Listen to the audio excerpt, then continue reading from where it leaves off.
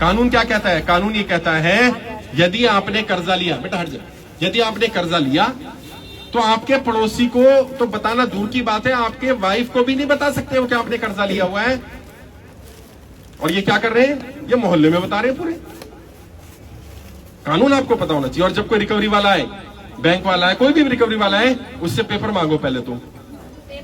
उसके पास I card होना चाहिए। नहीं, अगर आई कार्ड नहीं है ना तो तुरंत पुलिस को बुला लो। सब फर्जी ही देते हैं, मोबाइल में दिखाएंगे। मैं कह रहा हूँ पुलिस को बुला लो ना, सबके पास पुलिस का नंबर है ना भैया।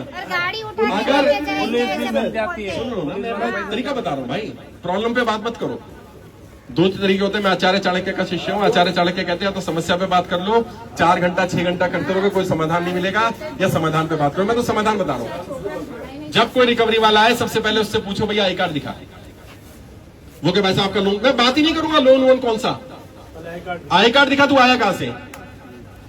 आपके बैंक से आया ना, तो बैंक का दिखा। वो कह नहीं जी बैंक से नहीं आया, क्योंकि ज्यादातर रिकवरी वाले बैंक के नहीं है, थर्ड पार्टी है। वो दिखाएगा जी XYZ कंपनी। उसको बोल मैं तो जानता नहीं इस कंपनी को, मैंने लोन लिया HDFC से, ये कंपनी वाला मेरे को क्यों परेशान कर रहा है? वो कह जी हमारी कंपनी को काम दिया रिकवरी का। बात सही है, दिया जा सकता है ना। आपकी कंपनी को काम दिया, उसका लेटर दिखा। कहां पे लिखा है कि तेरी कंपनी को काम दिया? प्रूफ दिखा भाई। समझ रहे हो ना? थोड़ा कानून समझना पड़ेगा भाई थोड़ा सा, क्योंकि लड़ाई ऐसे नहीं लड़ी जाएगी। क्योंकि अगर तुम समझोगे नहीं ना तो तुम्हें मूर्ख बना देंगे। अब वो लेटर दिखाएगा। अब उसको बोलो DRA का लाइसेंस दिखा। DRA क्या होता है? Date recovery agent. जो भी रिकवरी एजेंट बनता है उसको एक लाइसेंस लेना पड़ता है। हर व्यक्ति को लाइसेंस लेना पड़ता है। आपके घर आने वाला कोई भी रिकवरी एजेंट बिना DRA लाइसेंस के आ ही नहीं सकता। अगर आ रहा है तो वो इलीगल है। और ये RBI की गाइडलाइंस है, मैं अपनी तरफ से नहीं बना रहा। क्या बोलते हैं इसको? DRA, याद रखना, शॉर्ट में याद रहेगा ना। DRA फुल फॉर्म होती है डेट रिकवरी एजेंट। तो जो रिकवरी एजेंट होता है उसका एक सर्टिफिकेट होना चाहिए और हमेशा उसे अपने पास रखना होता है। वो सर्टिफिकेट कैसे मिलता है थोड़ा बता देता हूं। जो भी व्यक्ति, जैसे मान लो मैं कहता हूं मैं रिकवरी एजेंट बनना चाहता हूं, तो क्या मैं डायरेक्ट बन जाऊंगा? नहीं, मुझे पहले वो कुछ कोर्स देंगे पढ़ने के लिए। उस कोर्स में रूल्स एंड रेगुलेशंस होंगे। उसके बाद मेरा एक टेस्ट लेंगे कि मैं इन रूल्स एंड रेगुलेशन को याद कर चुका हूं कि नहीं कर चुका हूं। टेस्ट अगर मैं पास कर लूंगा तो मुझे वो सर्टिफिकेट मिलेगा। और जिसके पास DRA का लाइसेंस या सर्टिफिकेट होगा वो गाली गलौज बदतमीजी कर ही नहीं सकता, क्योंकि उसमें लिखा है अगर आपके पास DRA का सर्टिफिकेट है और आपने गाली गलौज बदतमीजी की, आपका सर्टिफिकेट रद्द हो जाएगा। वो रिकवरी नहीं कर सकता। मैं नहीं बेटा, कॉल करो इसको, कॉल करो। मैं ऐसे बात नहीं करूंगा, स्पीकर पे बात करो। हाँ बात छोड़ो ना, आप स्पीकर पे लगाओ, आप ही बात करो ना। भैया मेरे बच्चों को लेने कब आ रहा है? मैं यहाँ पे खड़ी हूँ। अभी 2 चीजें और, क्योंकि जो जानकारी देनी है ना वो जरूरी है।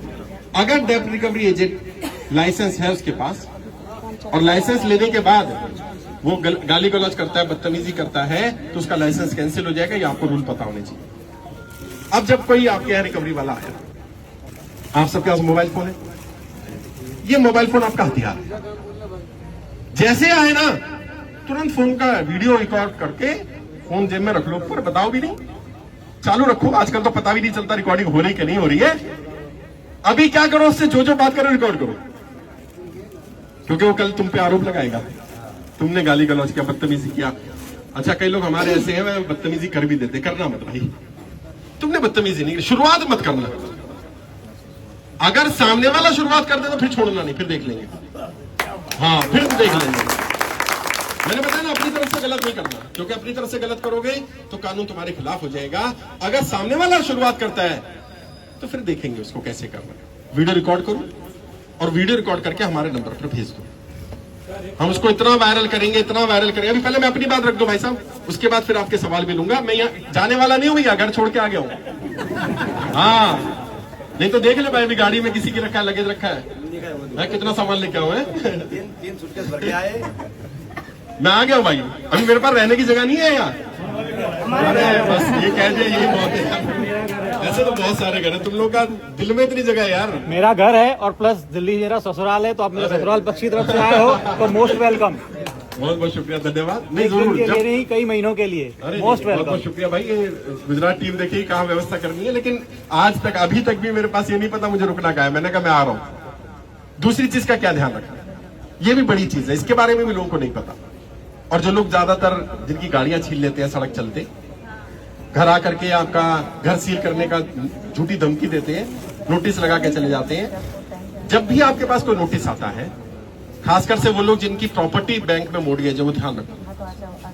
प्रॉपर्टी मोर्टगेज के रूल ऐसे हैं, एक बार आपने प्रॉपर्टी रख दी तो आप समझ लीजिए इतना बड़ा क्राइम आपने कर दिया है। मोर्टगेज का तो टर्म का मतलब भी नहीं पता, टर्म ऐसी रखी है आम जनता को समझ में ना आए। मोर्टगेज का मतलब पता क्या है? मोर्टगेज का मतलब बताओ।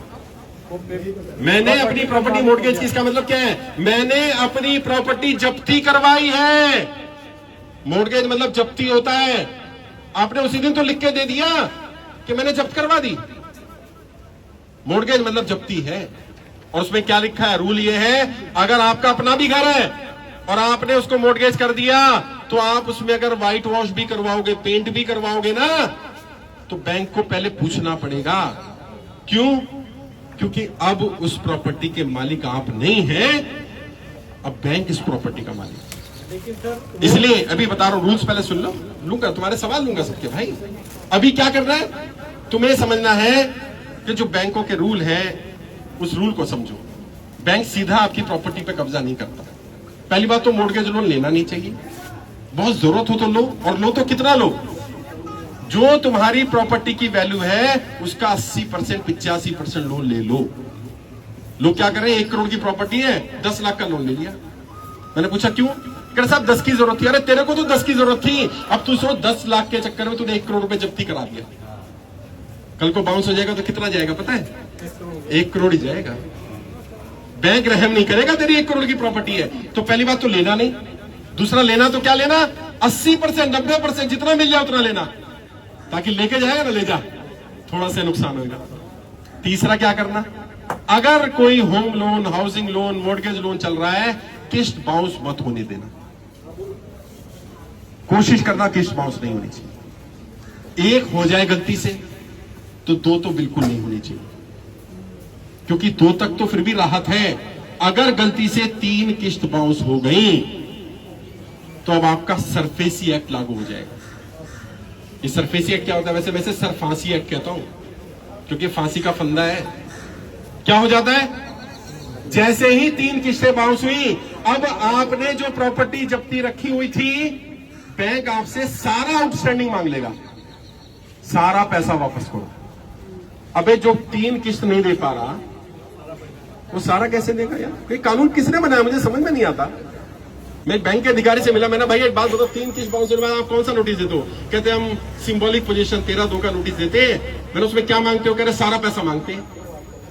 मैंने दिमाग है, रोटी खाते हो कि गोबर खाते हो? कह रहे क्यों? मैंने जो किस्त तो दे नहीं पा रहा, पूरा पैसा कैसे देगा भाई? कह रहे तो क्या होना चाहिए? मैंने कम से कम ये होना चाहिए, तेरी 3 महीने की बाकी है, 3 महीने का पहले पैसा दे, नहीं तो तेरी जब्ती करेंगे, ताकि उसको डर बैठे। उसको तुम सारा पैसे का मांग लेते हो यार, और जिसका व्यापार बंद हो गया, कोई काम धंधा नहीं है, कुछ नहीं है, तो क्या करेगा? वो प्रेशर में आ जाएगा।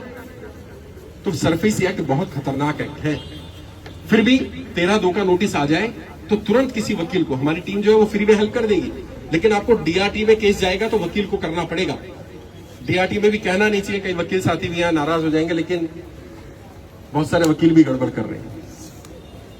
सच्चाई बता रहा हूं। बंदा कहां मर रहा है मतलब मैं बता नहीं सकता बेचारा है? नहीं, एडवोकेट है डीआरटी के, ये तो ईमानदार है। ये ईमानदार है, वो खुद बताएंगे आपको। वो बता देंगे, उनसे पूछ लेना, अभी मैं मौका दूंगा उनको कि एक्चुअल में एडवोकेट भी गड़बड़ कर रहे हैं। वो मिल जाते हैं बैंक वालों से, क्योंकि बैंक वाले पैसा खिला देते हैं। आप कितना पैसा दोगे? तो कोशिश ये करनी चाहिए अपनी तरफ से किस्त बाउंस नहीं होने देनी। कोई नोटिस आए तो नोटिस को पढ़ना है। कई लोग यहां भी नोटिस लाएंगे, मेरे सामने खोलते हैं। मैंने कितने दिन पहले आया कर 3 महीने, मैंने पढ़ा भी नहीं तुमने? वो देख तो ले फांसी का है कि किसी चीज का है, कहां का है नोटिस? भाई नोटिस पढ़ लिया करो, नोटिस कोई फांसी का फंदा नहीं है। और जब कोई नोटिस कर रहा है, नोटिस भेज रहा है, तो जैसे बैंक नोटिस भेज रहा है तुम भी नोटिस भेज दो। तुम बैंक कह रहा है तुमने किस्त नहीं भरी, तुम अपना रीजन लिख के दो। क्यों? ताकि कल जब कोर्ट में जाएगा तो बैंक का भी प्रूफ होगा तो आपका भी प्रूफ होगा। भाई मैंने बैंक को पहले ही बताया था। एक डीआरटी का केस बता रहा हूं भाई साहब, बड़ा बढ़िया केस। व्यक्ति की नौकरी थी, नौकरी छूट गई, कंपनियां बंद हुई बहुत सारी, तो नौकरी छूटी लोगों की। उसने, क्योंकि हमारी वीडियो सुनी थी, उसने क्या करा, उसने बैंक में नौकरी का जब नोटिस आया छोड़ने का, 3 महीने का नोटिस होता ना, नोटिस पीरियड में ही बैंक को नोटिस भी भेज दिया और एक लेटर भी भेज दिया कि जी मेरा ये नौकरी का नोटिस आ गया है, 3 महीने मेरी नौकरी चली जाएगी, 3 महीने बाद मैं किस्त नहीं भर पाऊंगा जब तक मुझे नई नौकरी नहीं मिल जाती। बैंक को पता चल गया कि 3 महीने बाद किस्त तो आनी नहीं इसकी, लेकिन क्योंकि उसका केस ठीक चल रहा था तो बैंक वाले का फिर लेटर आया कि आपका तो रेगुलर केस चल रहा है, लोन चल रहा है, तो अभी तो आपसे कोई ऑब्जेक्शन नहीं करे, नहीं आज नहीं है, कल को होगा तेरे को, इसलिए बता रहा हूं। और फिर बैंक भी चला गया लेटर लेके। बैंक ने कहा भाई आप क्या चाहते हो, कह रहे भाई मुझे नहीं पता, 3 महीने में नौकरी मिल जाए, 6 महीने मिल जाए, हो सकता है ना मिले, कम से कम 1 साल का समय दो मुझे। उसने कहा जी 1 साल का तो ऐसा कोई प्रोविजन नहीं है, ये नहीं है, वो नहीं है। वो हर हफ्ते लेटर लिखता रहा, और सिर्फ बैंक को नहीं लिखा उसने, बैंक के सीनियर मैनेजर को, बैंक के रीजनल मैनेजर को, सब जगह लेटर भेज रहा है। उसको बुला लिया बैंक ने कि भाई क्या चाह रहा है तू, सब जगह कंप्लेंट कर रहा है, भाई सुनोगे नहीं तो क्या करूं, मेरी तो नौकरी चलेगी। बैंक ने कहा चल 6 महीने का समय दे रहे हैं, 6 महीने में तेरी नौकरी लग जाएगी, अगर नहीं लगती तो 6 महीने बाद आ जाइयो, फिर बता दियो, फिर कुछ कर लेंगे। और उसे 8 महीने का समय मिला। 8 महीने बाद जब नौकरी लग गई तो किस्त भरने लगा। क्यों? क्योंकि वो जागरूक था ना, उसे अधिकार पता था, अपने अधिकारों को जानना है। ये लड़ने का समय, डरने का समय नहीं है। और कर्जा, मैंने कहा ना, कर्जा लेना कोई अपराध नहीं है भाई। धूप हो रही है, थोड़ा सा इस साइड आ जाओ, तुम लोगों को धूप लग रही होगी यार, है? कर्जा लेना कोई अपराध नहीं है, और कर्जा नहीं चुका पा रहे ये भी कोई अपराध नहीं है। ये एक मिस्टेक है, गलती है, लेकिन ये अपराध नहीं है, तो फिर आपको अपराधी नहीं मानना। बाकी मैंने जैसा कहा मैं आ गया, अब तुम्हारे सवाल जवाब लेता हूं, किसको क्या क्या दिक्कत आ रही है बता दो। और जैसे भाई आए हमारे पास, क्योंकि मेरी टीम में भी